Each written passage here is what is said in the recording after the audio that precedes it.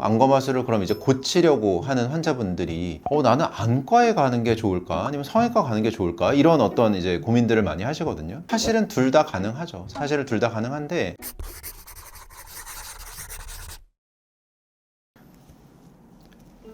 안녕하십니까, 공간성형외과 함기원 원장입니다. 안검하수 교정을 과연 어떤 병원에서 진행하는 게 맞는지, 안과 영역인지 성형외과 영역인지 이런 부분에서도 사실 좀 헷갈려들 하시거든요. 그래서 제가 오늘 안검하수는 어디에서 진행하는 게 좋을지에 대한 제 의견을 좀 말씀드리고자 합니다.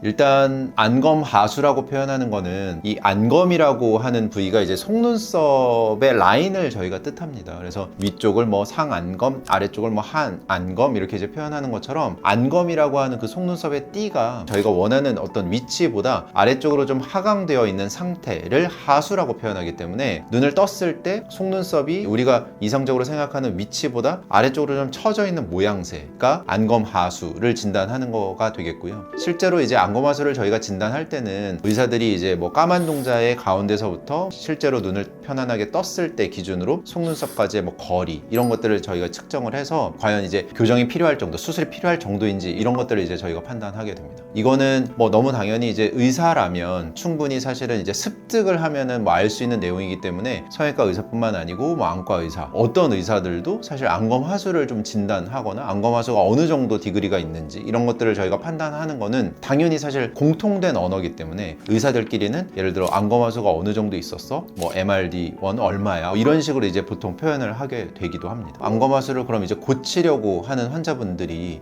나는 안과에 가는 게 좋을까? 아니면 성형외과 가는 게 좋을까? 이런 어떤 이제 고민들을 많이 하시거든요. 사실은 둘 다 가능하죠. 사실은 둘 다 가능한데 더 많은 진료를 보고 있고 더 많은 경험을 하고 있는 의사를 만약에 논할 수 있다면 그거는 성형외과 영역에서 안검하수를 진단하고 안검하수에 대한 치료를 많이 행하는 쪽은 성형외과 쪽이고요. 안구라는 이 구에 대한 문제, 각막, 망막, 어떤 기능적인 부분에 대한 얘기를 상담을 한다든지 치료를 할 때는 당연히 사실 안과 선생님을 통해서 얘기를 듣고 치료 방향성을 잡는 게 저는 당연히 안전하고 당연히 바른 방향이라고 생각이 들지만 제가 지금 설명하고 있는 안검하수는 안구 쪽이 아니고 안구 위에 있는 살포시 덮고 있는 연부 조직 안에 있는 조직이기 때문에 이는 성형외과 영역에서 가장 많이 시행되어지고 있는 눈 수술 중에 하나가 아닌가라고 생각이 들기 때문에 저도 이제 신사역에서 이제 개원을 하고 있습니다만 저희 주변에 있는 안과 병원에서 일을 하시는 분들은 대부분은 시력 교정을 한다든지 아니면 망막 쪽, 각막 쪽 이런 진단을 사실 하고 치료를 하시는 분들이 많지 이런 연부 조직에 대한 사실 치료를 하는 경우들이 아주 흔치는 않으세요. 그래서 제가 알기로는 안검하수를 안과 영역에서 수술을 만약에 자주 많이 하시는 분들이 계신다면 그거는 대학에 계시는 이제 안성형을 이제 전문적으로 공부하시는 교수님들이 아니신가라고 저는 생각이 좀 들고요. 그래서 안검하수 교정술은 둘 다 가능하지만 성형외과 영역에서 훨씬 더 많이 시행되고 있으니까 어디서 진단을 받으시든 수술은 성형외과 선생님한테 받으시는 게 훨씬 더 사실 좋은 결과와 모양을 얻지 않을까라는 생각이 좀 들어서요.